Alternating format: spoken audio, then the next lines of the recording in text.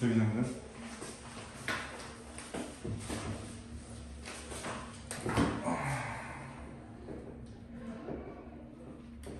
일단 백의장전이라고 하는 작품 자체는 조선 후기 때 나온 판소리계 소설입니다. 판소리계 소설이라고 하는 건 말 그대로 판소리의 영향을 받아서 만들어진 소설이 판소리계 소설이 될 테니까, 판소리계 소설이 나오면 항상 판소리라고 하는 것의 요소가 반영되어 있다라고 보시면 되고, 판소리라고 하는 건 운문, 즉 운율이 느껴지는 것이 판소리가 될 거면 노래와 같은 거니까, 이러한 판소리를 바탕으로 판소리계 소설을 만들었기 때문에 여기는 소설이라고 하는 특징, 즉 산문적인 성격까지 녹아져 있을 거야. 그래서 더 F밴드로 들어가면 판소리를 그대로 판소리계 소설로 만드는 게 아니라 판소리 사설이라고 하는 마치 대본과 같은 것을 바탕으로 판소리계 소설을 만들어낸다라고 보시면 됩니다. 이 판소리계 소설에서 말하고자 하는 바는 뭐냐면, 권력층, 같은 말, 지배층에 대해서 풍자하려고 하는 의도가 가장 큰 작품이 백의장전이라고 보시면 돼요. 근데 실질적으로 누가 풍자를 하냐면 그 공산탈춤처럼 양반보다 신분이 낮은 사람이 양반을 풍자를 해요.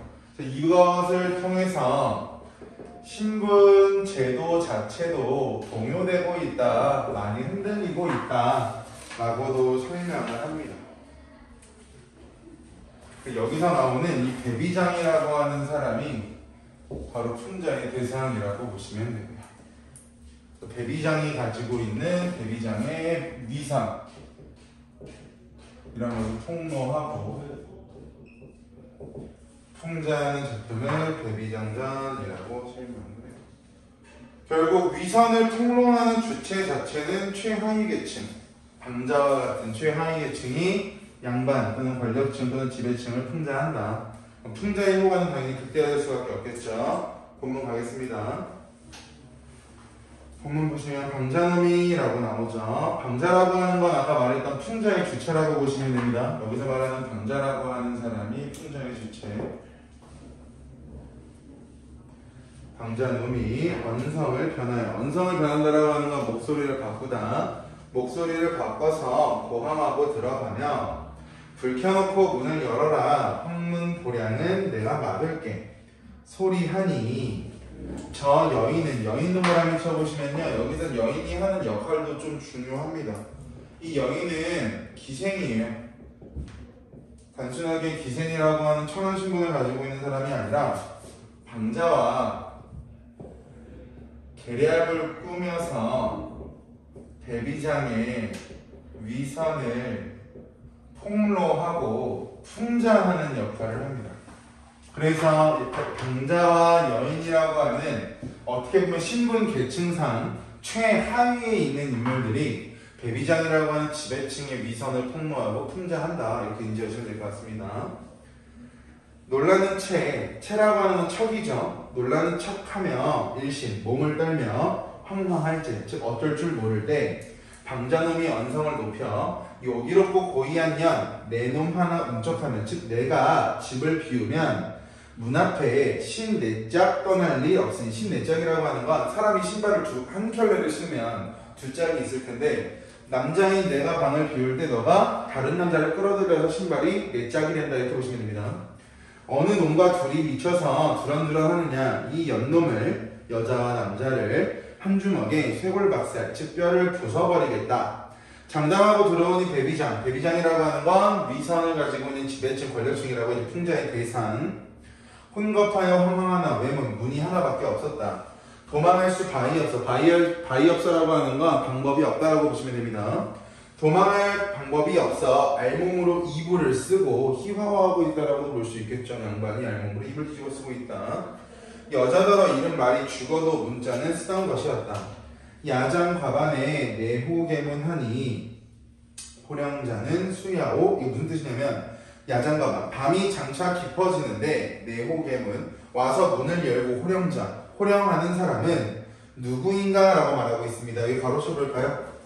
지금 대비장의 입장에서 굉장히 위급한 상황이 될 겁니다. 즉 위급한 상황에 놓인 대비장이 한자를 사용하고 있는 모습이 나와요. 양반들은 체면이라고 하는 것과 허위의식 또는 허례의식이라고 하는 걸 굉장히 중요하게 생각을 하니 여기서도 위급한 상황에서 한자를 쓰는 대비장을 통해서 양반이 가지고 있는 양반의 허위의식을 통제하고 있다라고 설명할 수가 있겠죠.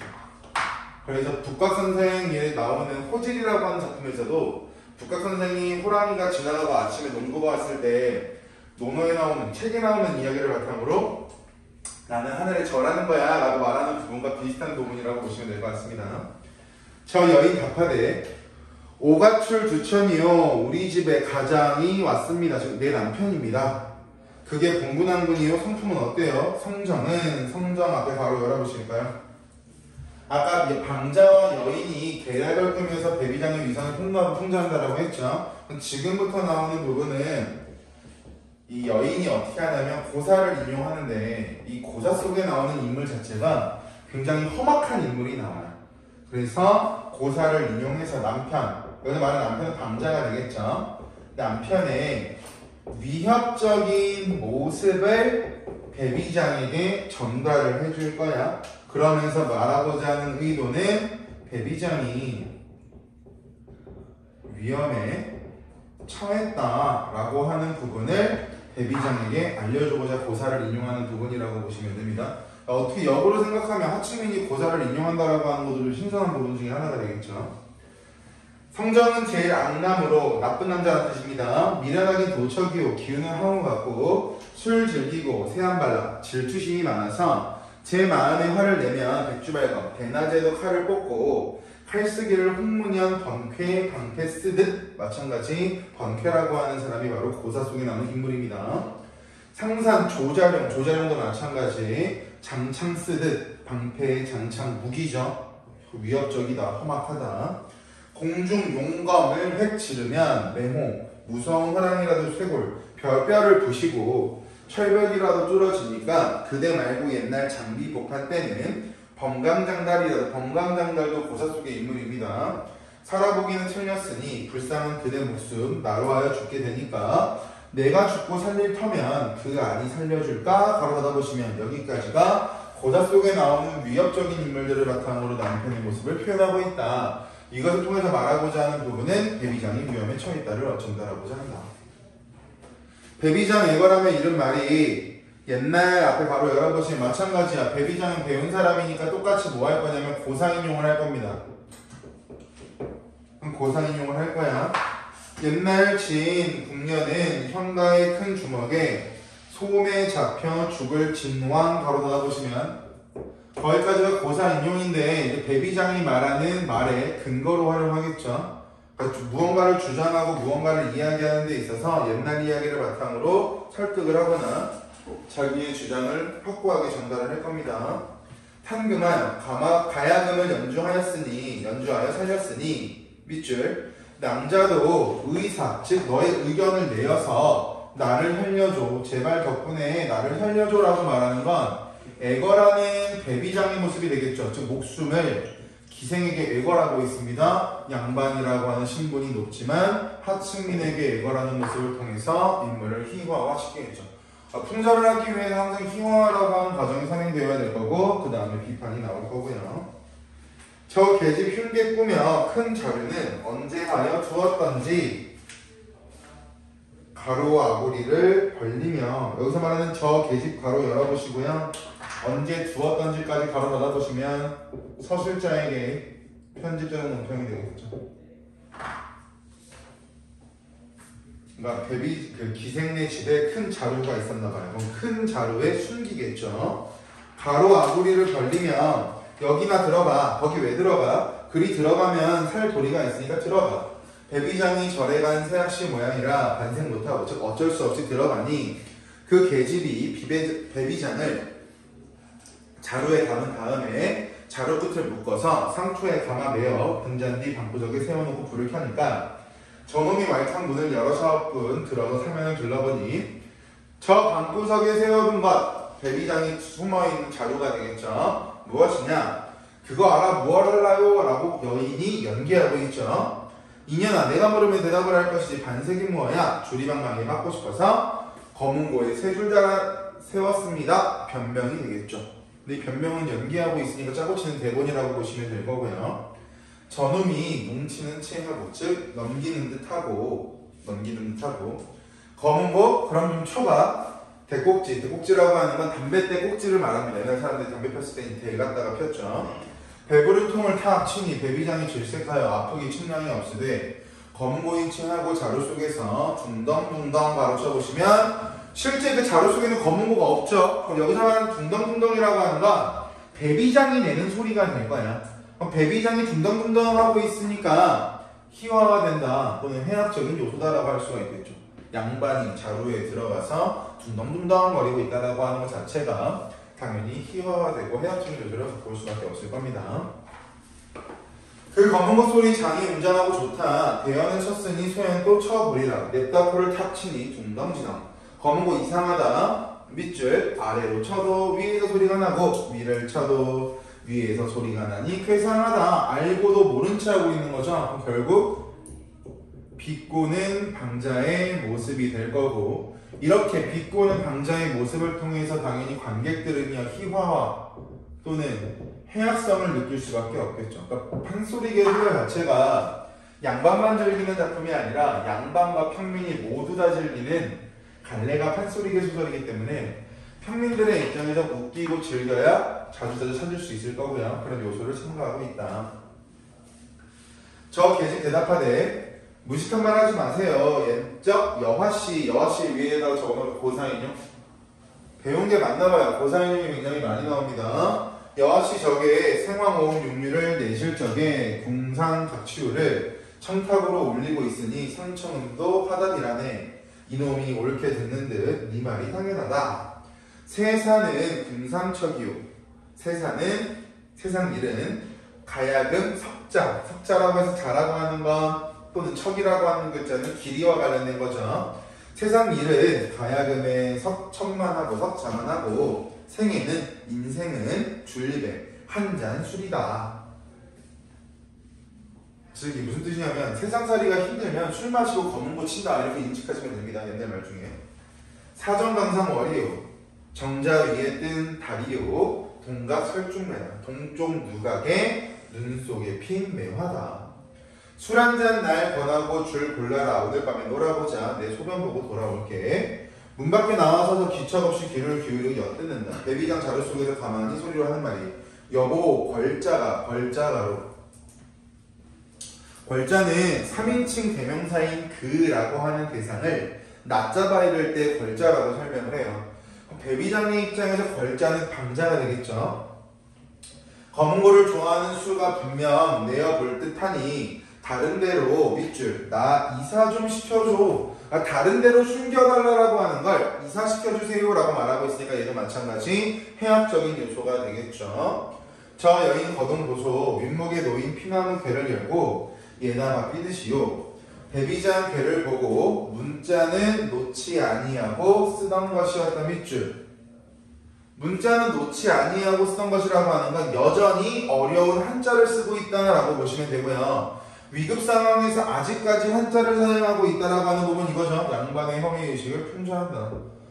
위급하면 한글도 이미 사회적으로 많이 퍼져 있을 시기니까 조선 후기라고 한다면 위급한 상황에서는 비속어도 쓸 수 있고 일상어도 쓸 수 있고 한글을 쓸 수도 있을 텐데 위급한 상황에서 계속 한자를 사용하고 있는 배비장의 모습을 통해 양반의 허위의식을 풍자한다. 체백에서하니 하이 은신고 즉 몸은 크고 괴, 즉 내가 숨을 수 있는 공간이 작으니까 어떻게 숨을 수 있을까? 계집이 하는 말이 그 괴가 밖으로 보기는 적으나 속은 넓어서 은식 숨을만 하니까 빨리 들어가. 배비장 할 일 없이 어쩔 수 없이 괴문을 열고 두 눈 감고 들어가니 국도 적도 못하여서 몸을 움츠리고 생각하니 한심하고 앞에 가로 열어볼까요? 배비장의 입장에선 이렇게 숨어있다가 걸리면 죽겠네라고 생각을 하겠죠. 결국 여기서는요, 배비장이 어떤 생각을 하고 있냐면 죽을 위기에 처했음을 알고 내가 왜 그랬지라고 하며 자책하고 괴로워하고 있습니다. 내가 순간의 감정, 또는 순간의 마음을 주체하지 못해서 이런 상황을 만들었구나. 나 어떻게 이러한 자책과 괴로움이 되겠죠. 이놈의 흉계를 누가 알겠는가? 나엘 같은 호생남자, 즉 여자를 밝히는 남자, 괴중의 고혼, 외로운 혼이 되기로 누구를 원망하리. 걸어다 보시면 자기 스스로 자책하고요. 내가 이렇게 하다가 죽어도 누구를 원망할 수 없다 라고 하면서 괴로워하죠. 이어서 보겠습니다. 저 여인 괴문 닫고 쇠를 채우니 함정에 든 범이요 우물에 든 고기다. 즉 벗어날 수가 없다. 답답 괴중 어찌 살리. 이렇듯 자탄할제 자기 스스로 탄식할 때 저놈이라고 하는 건 방자가 되겠죠. 방자가 다시 들어오면 하는 말이 아무도 흥미있는 상황이 없다. 내 아까 눈이 절로 스스로 감기면서 꿈을 꾸니까 백수노인이 나를 불러 이르되 네 집에 검은고와 피나무개가 있느냐 하시기로 내 말이 있다라고 말했더니 그 노인이 말하기를 금신이는 옛날 사람들의 입장에서는 재앙을 불러일으킨 신이라는 그 관습적인 의미가 있었대요. 재앙을 불러일으키는 신이 혈입 괴중, 괴 안으로 들어가서 무수장난하니 그 괴가 유즉 여가망이요 무즉여 가음이라. 유즉 앞에 가로 열어보실까요? 그 괴가 있으면 너희 집이 망할 거고 없으면 흥할 거야. 흥이라 뒤에 가로 닫아보시면, 그럼 당연히 방자 입장에서 짜고 치는 거긴 하지만 금신이라고 하는 재앙과 관련된 신이 배비장에 숨어있는 괴를 없애야 네가 행복해라고 말하니까 그 괴에 대해서 해코지를 하기 시작하겠죠. 역력히 현몽 꿈이 뚜렷하니 밑줄 저 괴를 불에 소화하리라. 집 한 동 갖다 불을 놓아라. 밑줄 쳐보시면 배비장에 대해서 위협하고 조롱하면 끝나죠. 그러니까 뒷내용도 마찬가지 이러한 위협과 조롱이 계속 반복될 겁니다. 그러니까 실질적으로는 여기도 속고 속이는 계속 반복되는 구조가 나올 거고요. 최하위 계층이 어떻게 보면 최상위 계층의 양반의 위선을 폭로하기 위해서 연기하고 있는 부분 자체가 당시의 백성들이나 당시의 판소리 개소를 즐기는 사람들한테는 웃음을 유발했을 거고 통쾌함이나 대리만족감 같은 걸 줄 수 있는 작품이 데뷔장전이었습니다. 됐죠?